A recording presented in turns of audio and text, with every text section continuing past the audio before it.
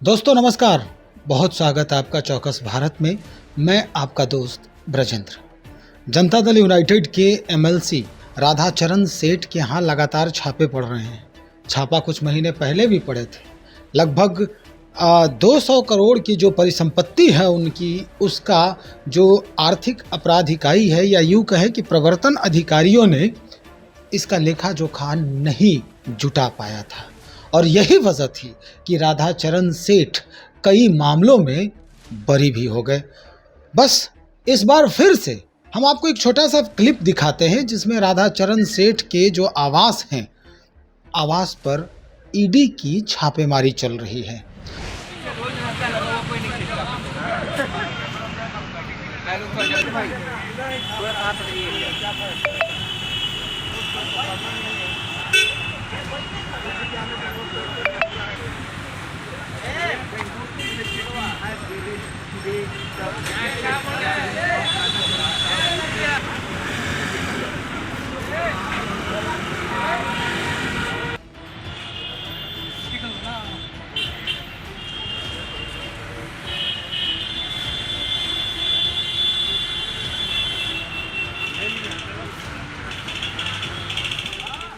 एक बात और आपको बता देने का हम प्रयास करेंगे, जैसा कि पहले भी राधाचरण सेठ जी ने ही ये खुद ही खुलासा किया था जब हमने ये पूछा था कि भाई आप जलेबी की दुकान चलाते चलाते राजनेता बन गए और अब एमएलसी भी बन गए हैं, तो ये कैसे संभव हुआ और अचानक ईडी और बाकी लोगों का आपके यहाँ छापेमारी किया जा रहा है।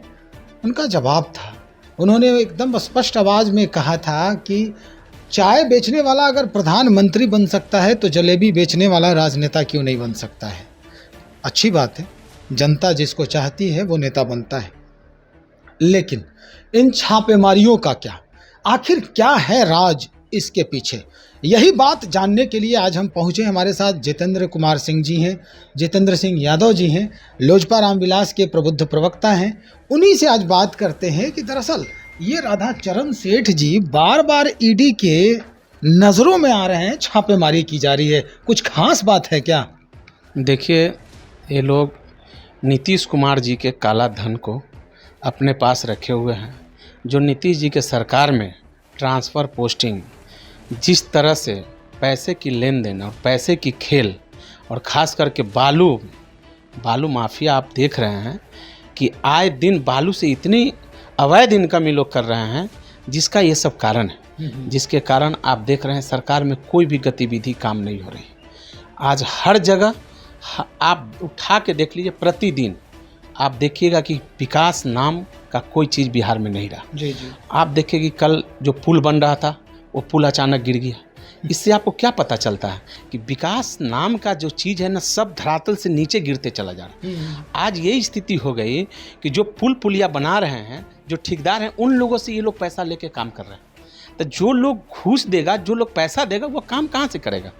आज इसी का नतीजा है। आज जो है राधाचरण सेठ जी के यहाँ जो छापा मरी है, वो सिर्फ पैसा उनका नहीं है, वो पूरे सरकार का पैसा है। और वो पूरे सरकार को चलाने का काम वहीं से होता है, वहीं से हैंडलिंग होता है।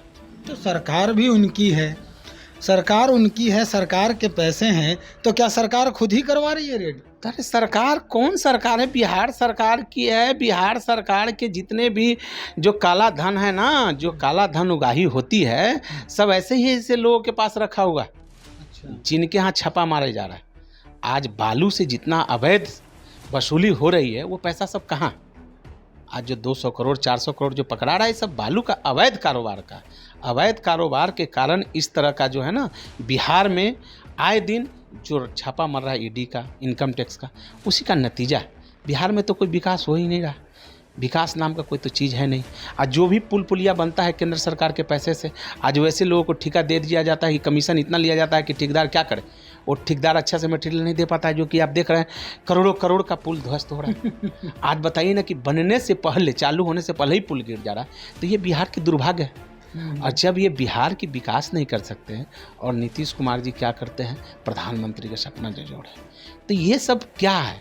ये सब हमारे बिहार के जनता के लिए एक बहुत बड़ा दुर्भाग्य है, जो कि बिहार के ऐसे मुखिया बैठे हुए हैं जिनको विकास से कोई मतलब नहीं है और सिर्फ रात दिन प्रधानमंत्री का माला जप रहे हैं। देखिए, नेता हमारे चिराग पासवान जी आए दिन हर एक जगह हर समाज के लोगों को दुख सुख में जाने का काम करते हैं और दुख सुख को समझने का काम करते हैं। वो शुरू से बोलते रहे कि विकास का काम कीजिए, विकास का बात कीजिए। आप जो ये सब चीज़ जो कर रहे हैं ये जनता के हित के काम नहीं।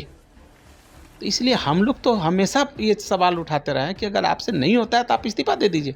आप क्यों जनता के एक बोझ बने हुए हैं? अच्छा जितेंद्र जी, ये एक बात जो है वो समझ से परे है।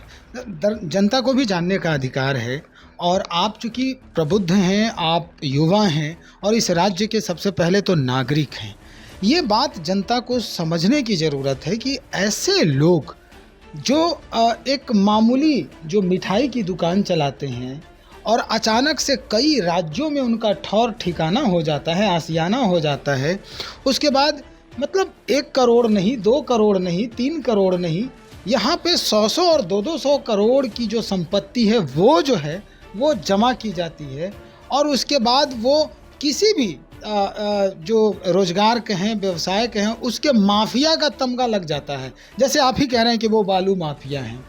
तो अब ये जो परिस्थिति बनती है, क्या इसके पीछे पहले से ही सरकार सपोर्टिव रहती है उनके प्रति? देखिए, ये तमाम जो चीज़ है आप भी समझ रहे हैं। अगर बिना सरकार के सपोर्ट में अगर इस तरह के जो बालू का टेंडर लाख और करोड़ में होता है, अब वो टेंडर 2 लाख का 5 लाख में लोग ले लेते हैं घूस दे के। अच्छा। और उसमें करोड़ों अरबों रुपया ये लोग कमाते हैं। जनता आज आप देखिए ना बालू का क्या स्थिति है, आज बालू का क्या स्थिति है।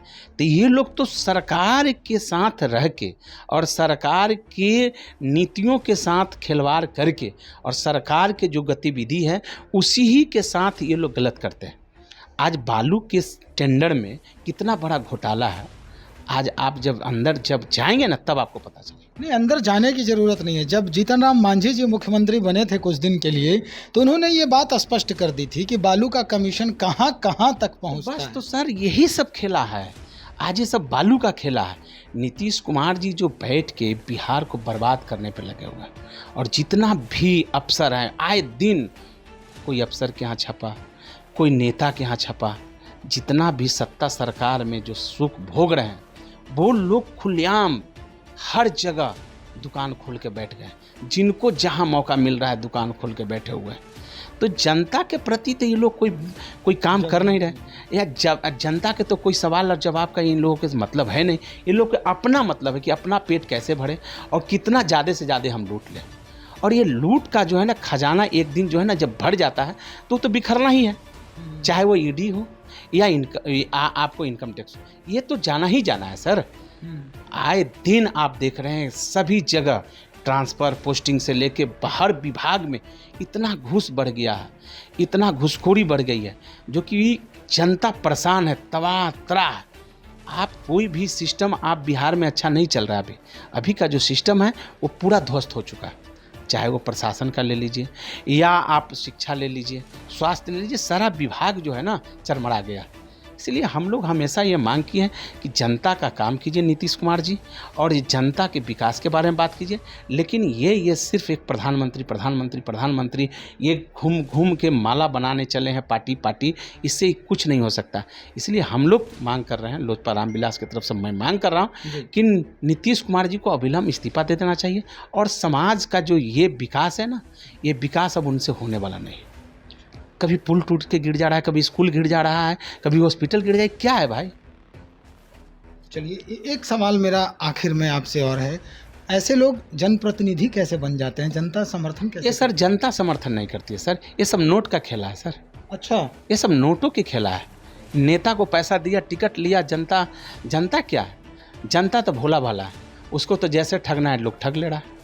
मतलब ये स्वीकार करते हैं? अरे विकास के नाम पे कुछ किसी तरह के नाम पे जनता को ठग लेता है भाई, ये तो सच्चाई है। विकास करने के लिए कौन सा विकास है आप बताइए ना? 200 400 करोड़ जो पकड़ा रहा है, आखिर कौन सा धन है?